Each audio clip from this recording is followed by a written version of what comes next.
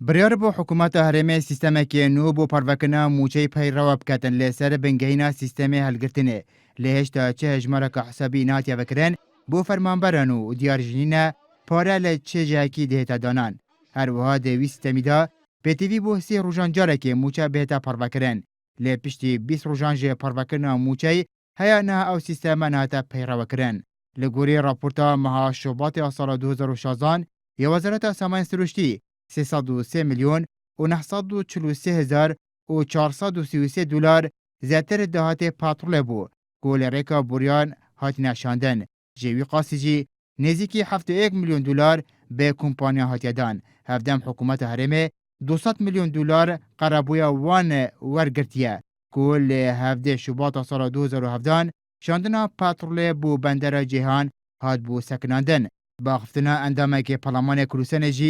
داهاتێ نافخۆ پارێ مشتەقات و پاتڕۆلا تانکەر و ئۆغازە شل نێزیکی 307 ملیۆن دلارانە ji berveyekê bêbê 200 ملیۆن دلار yên qerebûyê داهاتێ meha şubatê herêmê 600 ملیۆن دلار بوون.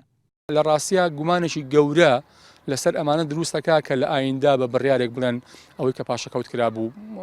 ڕۆشت و کرێ بە قوربانی وەزعێکی سیاسی کە هەیە بۆیە ناکرێت لەمە زیاتر ئەو نوخبەیی کە ئێستا لە حکومڕانیان و ئاگایان لە ورد و درشتی مەلەفی نەوتە ناکرێت لەمە زیاتر لەسەر سیاسەتی برسیکردن گەوجاندن و درۆکردن لەگەڵ خەڵکی هەرێمی کوردستانە بەردەوام بن. لە گۆری زانیاران هەیەنەها لە گۆری سیستەمی هەلگرتنێ حکوومەت بۆ موچێ مەهانە پێتیڤی بە 430 ملیۆن دلاران هەیە کە وێ پارە زیاتر هەیە و موچێ فەرمانبەران بدەتن. کێشەکە لەوە دانیە کە داهاتی نەوت بەشی یا داهاتی نەوت و ناوخۆ بەشی موچەی فەرمانبەران ناکە. کێشەکە لە شتێکایە کە پێوترێ خراپ بەکارهێنانی ئیدارەیە خراپ مامەڵەکردن لەگەڵ ئەو داهاتەیە کە ئەوەوە ئەکا کە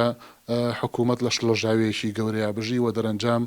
فەرمانبەران باجی ئەو شڵەژاویە بدەن کە نەتوانرێ بە پێویست موچەکانە بۆ دابین بکرێت لە کاتی خۆیان. بێسەدەما کریزادارایی حکوومەت هەرێما کوردستانê بریارە هەلگرتنا بەشێک جێ موچێ فەرمانبەران دەرکەرێ و بووە ئەڕمانجەجی سیستەمێ نیە پەڕڤەکردنا موچەی پەیڕەوەکەرێ لێ وی سیستەمی نەڕازیبوونا فەرمانبەرê هەرێمê lê peyxwe anî û bi vê sedemê lê çenê cihan baykûta dawamê hat ragihandin û xûnîşandana dijî sîstemî berdewam e.